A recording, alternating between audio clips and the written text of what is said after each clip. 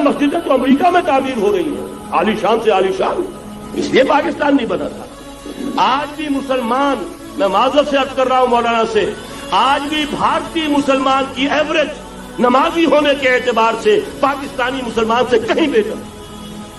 آج بھی برقع نظر آ جائے گا تو ہندوستان میں نظر آ جائے گا۔ میں نے اپنی آنکھوں سے دیکھا چند سال پہلے، جب مکہ مسجد حیدرآباد دکن میں 3 دن مسلسل میری تقریریں ہوئی ہیں، 10,000 مرد اور 5,000 خواتین، اور ان میں سے کوئی بغیر برقعے کے نہیں تھی۔ ایک سیلاب نظر آ رہا تھا برقعوں کا کہ جب جلسہ ختم ہوا ہے رات کے 12 بجے 3 دن تک متواتر۔ یہاں کہاں نظر آئے گا برقع آپ کو؟ یہاں تو جس کے بعد 2 پیسے ہو گئے اس نے سب سے پہلے برقع اتار کے پھینک دیا۔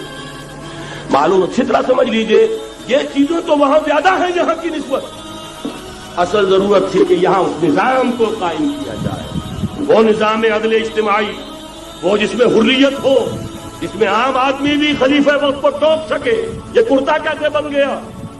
ایک خاتون بھی کھڑی ہو کر دامن پکڑ لے، عمر تمہیں کیا حق ہے کہ ہمارے مہر کے اوپر پابندی لگا رہے ہو، جبکہ اللہ نے نہیں لگائی۔ یہ پاکستان، بچا کھچا Pakistan, what remains of Pakistan, یہ اصل میں ہے کیا؟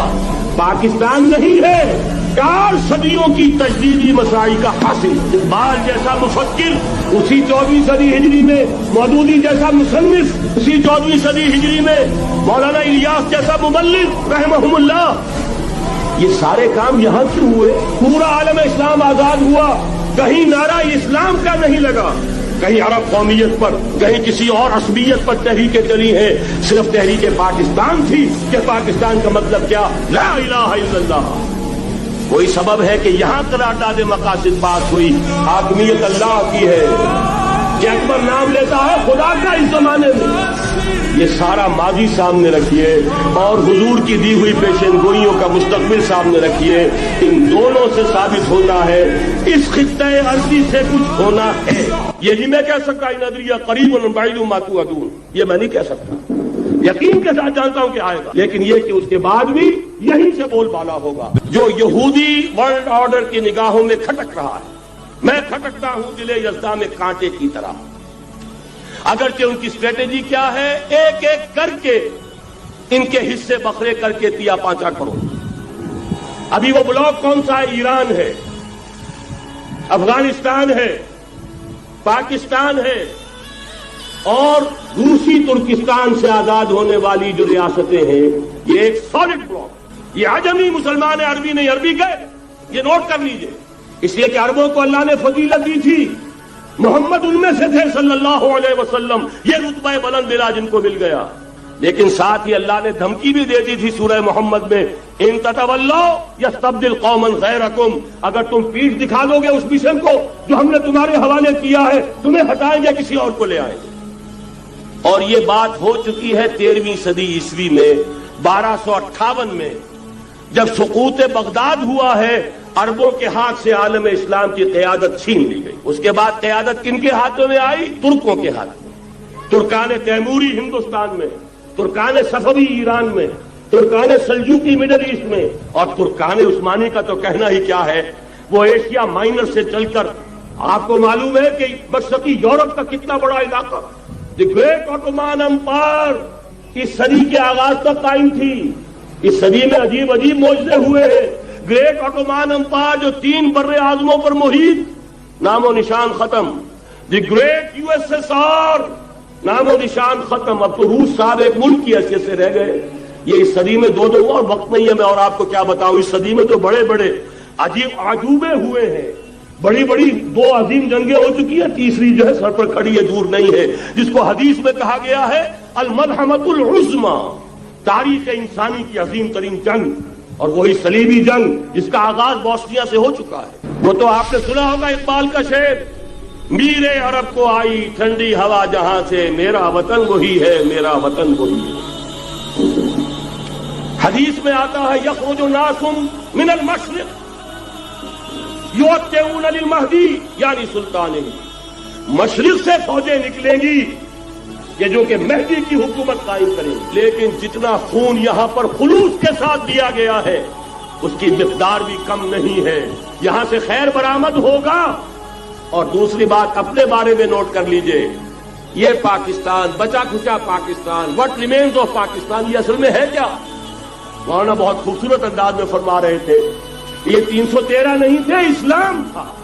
اسی طرح نوٹ کیجئے پاکستان نہیں ہے، 4 صدیوں کی تجدیدی مساعی کا حاصل۔ آپ نے کبھی نوٹ کیا ختم نبوت کے بعد اب سب سے اونچا منصب کس کا ہے؟ مجددین۔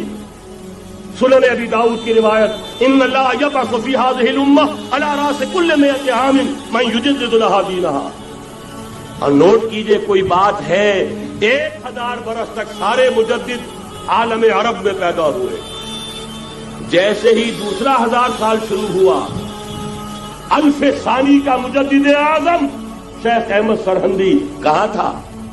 صنم خانہ ہند میں حاضر ہوا۔ میں شیخ مجدد کی لحد پر، وہ خاک کے ہے زیر فلک مطلع انوار، گردن نہ جھکی جس کی جہانگیر کے آگے، جس کے نفس قلم سے ہے گرمی آغا۔ وہ پھر 12ویں صدی کا مجدد اعظم امام الہند شاہ ولی اللہ دہلوی، 13ویں صدی کا مجدد اعظم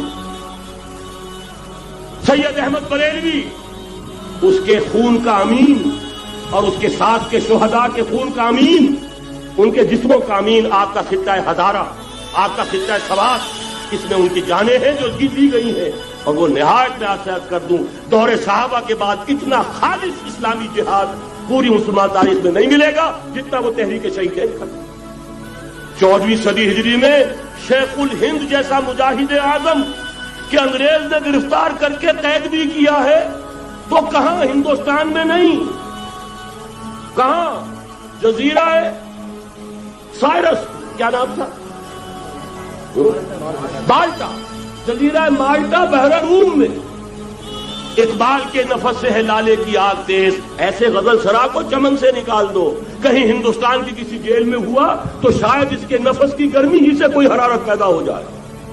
اور اسی صدی میں 14ویں صدی ہجری میں اقبال جیسا مفکر، اسی 14ویں صدی ہجری میں مودودی جیسا مصنف، اسی 14ویں صدی ہجری میں مولانا الیاس جیسا مبلغ رحمہم اللہ، عظیم شخصیتیں آج پورے عالم اسلام میں آپ کو تبلیغی دوست ملیں گے۔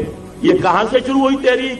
دہلی کی ایک چھوٹی سی مسجد سے، وہ مسجد بنگلے والی اب تو بڑی عالیشان ہو گئی ہے، جب وہاں شروع ہوا تھا کام بڑی چھوٹی سی مسجد۔ یہ سارے کام یہاں کیوں ہوئے؟ پورا عالم اسلام آزاد ہوا، کہیں نعرہ اسلام کا نہیں لگا، کہیں عرب قومیت پر، کہیں کسی اور عصبیت پر تحریکیں چلی ہیں، صرف تحریک پاکستان تھی کہ پاکستان کا مطلب کیا؟ لا الہ الا اللہ۔ کوئی سبب ہے کہ یہاں قرارداد مقاصد پاس ہوئی، حاکمیت اللہ کی ہے کہ اکبر نام لیتا ہے خدا کا اس زمانے میں۔ یہ سارا ماضی سامنے رکھیے اور حضور کی دی ہوئی پیشن گوئیوں کا مستقبل سامنے رکھیے، ان دونوں سے ثابت ہوتا ہے اس خطہ ارضی سے کچھ ہونا ہے۔ اگرچہ بھٹکے ہوئے ہیں لیکن کبھی بھولی ہوئی منزل بھی یاد آتی ہے راہی کو، اور بھٹکے ہوئے آہو کو پھر سوئے حرم لے چل، اس کی ضرورت ہے۔ مسلمان کو پھر اس کا مقصد یاد دلایا جائے۔